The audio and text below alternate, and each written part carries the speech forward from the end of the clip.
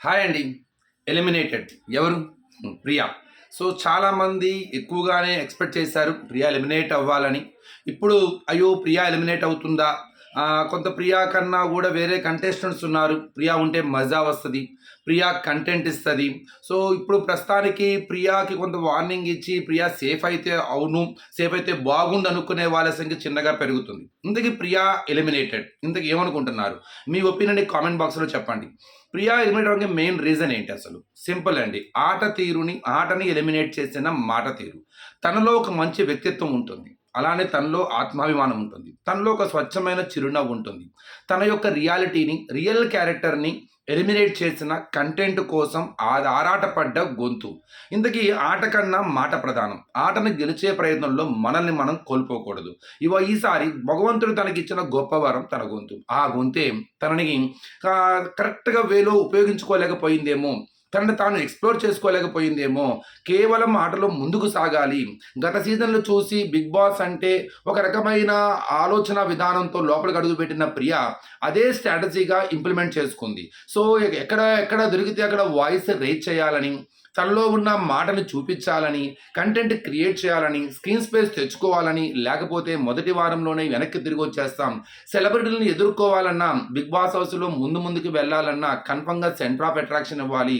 ఆ ప్రతి దాంట్లో మనం ఒక స్పేస్ క్రియేట్ చేసుకోవాలి. ఇలాంటి స్ట్రాటజీతో వచ్చిన ప్రియ తన ఒరిజినల్ క్యారెక్టర్‌ని, తనలో ఉన్న క్యూట్‌నెస్‌ని, తనలో ఉన్న మంచితనాన్ని, తనకు తెలియని తనలో ఉన్న ఆత్మాభిమానాన్ని, ప్రశ్నించే ధైర్యాన్ని కరెక్ట్ వేలో చూపించలేకపోయింది. కన్ఫర్మ్‌గా తన పాయింట్ బాగానే ఉంది. కానీ ఆ పాయింట్‌ని మాట్లాడిన విధానం ఆడియన్స్‌కి నచ్చలేదు.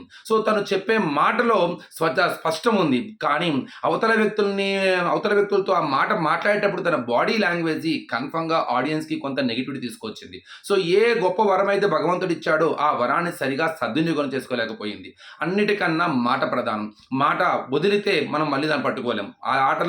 ఆటలో అవకాశాన్ని కోల్పోవచ్చు గానీ, మాటను జారితే మాత్రం కన్ఫర్మ్‌గా అది మళ్ళీ మనం తీసుకోలేము. ఎందుకంటే మనం ఎంత ఆడినా సరే, అది ఆడియన్స్ కళ్ళకి చేరే లోపల మనము మాట్లాడిన తీరు, మనం వదిలిన మాట అది కన్ఫర్మ్‌గా దానికన్నా వేగంగా ప్రయాణించి ఆ చెవులకు చేరి వాళ్ళ మనసును తాకుతుంది. ఒక్కసారి ఆ మనసును తాకితే ఇక ఆ కళ్ళు ఏమీ చూడవు. ఆ విన్నది తన తాకిన ఆ నెగటివిటీని ఏర్పాటు చేసుకుంటది. ఈరోజు ఈ నెగటివిటీకి కారణం కూడా కేవలం తన మాట తీరు మాత్రమే. సో, అలా అని చెప్పి మనకి కంటెంట్ కూడా అంటే 'బిగ్ బాస్' కూడా మనకి 1 అవర్ ఎపిసోడ్‌లో ఏం చూపిస్తారు?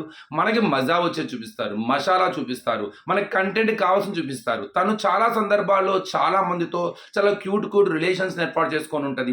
చాలా హంబుల్‌గా ఉండుంటది. చాలా నల్లని చేస్తూ ఉంటది. తను నవ్వుతూ ఉండుంటది.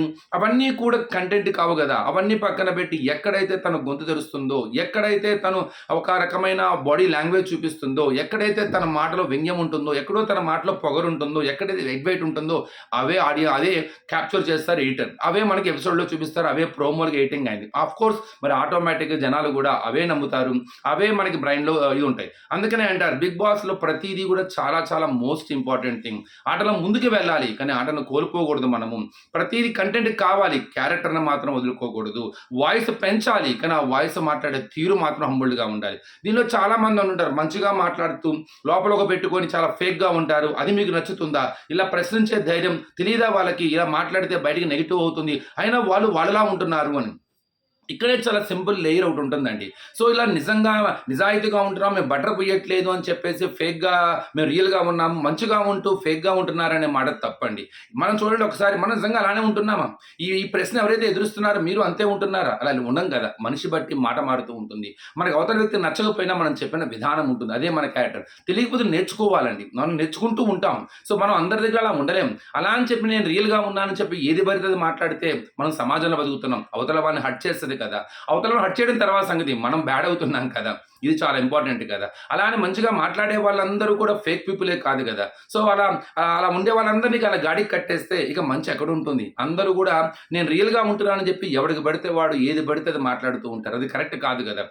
కన్ఫర్మ్‌గా మన లైఫ్ వే ఆఫ్ లివింగ్ ఇది. మనం నేర్చుకోవాలి. ప్రతీదీ మనం నేర్చుకుంటూనే ముందుకు వెళ్ళాలి. 'బిగ్ బాస్' కూడా వే ఆఫ్ లివింగే. నువ్వు ఎలా ప్రవర్తిస్తావు? నీ డిఫరెంట్ సిట్యుయేషన్స్‌లో నీ ఆలోచన ఎలా ఉంటుంది? నీ మాట తీరు ఎలా ఉంటుంది? నీ వ్యక్తిత్వం ఎలా ఉంటుంది? నీ బంధాలకు ఇచ్చే విలువ ఎలా ఉంటుంది? ఆ ఘర్షణకి ఎలా లోనవుతావు? అన్నదే 'బిగ్ బాస్.' ఈరోజు ఎలిమినేట్ అవ్వడానికి కారణం ప్రియా ఇట్ సెల్ఫ్ అంతే. ప్రియా తనకు తాను చేసుకున్న ఒక స్వయంకృతాపరాధము. సో ఆటలన్నీ చూసుకొని ఒక రకమైన స్ట్రాటజికల్గా లోపలికి వచ్చి అది ఇంప్లిమెంట్ చేసే క్రమంలో కొంత తడబడిందనే చెప్పాలి. చాలా ఎమోషనల్ అయిందని వింటున్నాము స్టేజ్ మీద కానీ, బజ్లో కానీ. ఇంకా చాలా ఆశలతో వచ్చింది, తను తాను ప్రూవ్ చేసుకోవడానికి వచ్చింది, ఇది మంచి అవకాశం మనకు వచ్చింది, ఎట్లయినా ముందుకు వెళ్ళాలని వచ్చింది. సో చాలా కష్టపడింది కూడా అదే విధంగా. కానీ ఏ రోజైతే అగ్ని పరీక్షలో తను చూసామో చాలా క్యూట్ ఉంటుంది, చాలా హంబుల్డ్ ఉంటుంది, భలే ప్యూర్ స్మైల్ ఉంటుంది. అలాంటి అమ్మాయి అగ్ని పరీక్ష దాటి హౌస్లోకి రాగానే అవన్నీ ఆ గడప ముందే వదిలేసింది. తనలో ఉన్న క్యూట్నెస్, తనలో ఉన్న హంబుల్డ్నెస్, తనలో ఉన్న స్వీట్ హార్ట్, తనలో ఉన్న సెల్ఫ్ రెస్పెక్ట్, తనలో ఉన్న ప్యూర్ స్మైల్ అవన్నీ ఆ గేటు ముందు దాచి లోపలికి వచ్చిన అడుగుపెట్టిన దగ్గర నుంచి కూడా కంటెంట్ ఆ తన స్మైల్ను కూడా మర్చిపోయేంత కంటెంట్ కోసం ఆరాటపడ్డది ఆ గొంతు. ఇవాళ ఆ కంటెంట్ కోసం ఆరాటపడ్డ గొంతే మళ్ళీ ఆ హౌస్ను గేటు దాటి బయటికి పంపించండి.